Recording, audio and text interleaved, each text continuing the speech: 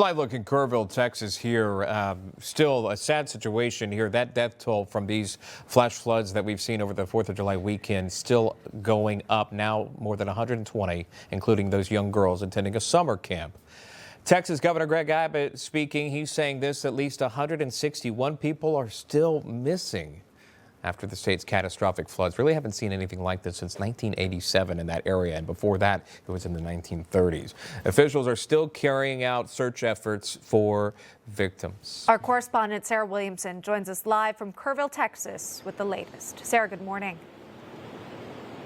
Good morning to you both. Look, it's just so tragic that now, almost a week to the day later, this search and rescue operation is still ongoing. 120 people now are declared dead, 94 of them in Kerr County. And as we've been moving through the region across the Guadalupe River, speaking to these people, they all have stories, whether it's a tragic story or of loss or an incredible story of survival.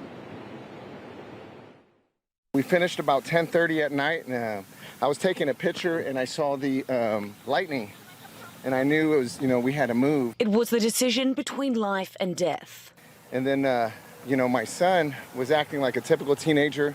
I was trying to rush him, and he was taking his time, and I was like, let's go, let's move. And we got in an argument, and that argument saved our lives. And after the quarrel, they called off the camp and headed home. Where was your RV? It was right there, up there on top. And was it taken away? It was taken away. My RV, my business, my truck. But, thank God we didn't die. The biggest natural disaster in Kerr County's history. The thing is, I might have lost stuff, but, people lost a lot more. And although they are a community in mourning, they are also a community of faith and gratitude.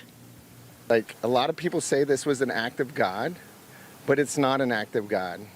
The people you see helping, the volunteers, the generosity, that's God. They said, what do you need? And I told them, and they showed up. I had heavy equipment showed up. I had the deputy over there. She was parked, and she was like, I want to help. From deputies to family to complete strangers. We had this guy that was homeless from New Braunfels, and he showed up, and he was ready to work. He used to have a landscaping business and did trees, and he's been homeless from New Braunfels, and he found a way over here, and he's helping. So you have the experience, you have the skills that can help here, is that correct? Ma'am, I used to do tree work and build houses and things, so just a little bit of knowledge about pressure build up. So as the search and rescue continues, so does the cleanup. It's one in, all in, because as Governor Abbott said, they're Texans, and they're not going anywhere until the last person is found. Yeah, and that's just one of the hundreds of stories, if not thousands, there are in this region to be told. These everyday Americans, which are the backbone behind the cleanup duties here, the support that they are giving, the faith that they all hold. And we're going to continue to bring you these stories as we continue to report here throughout the rest of the week. Back to you guys. All right.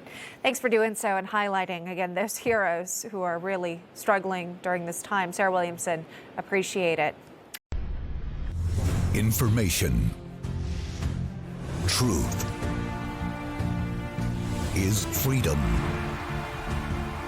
Is NEWSMAX. It's real news for real people.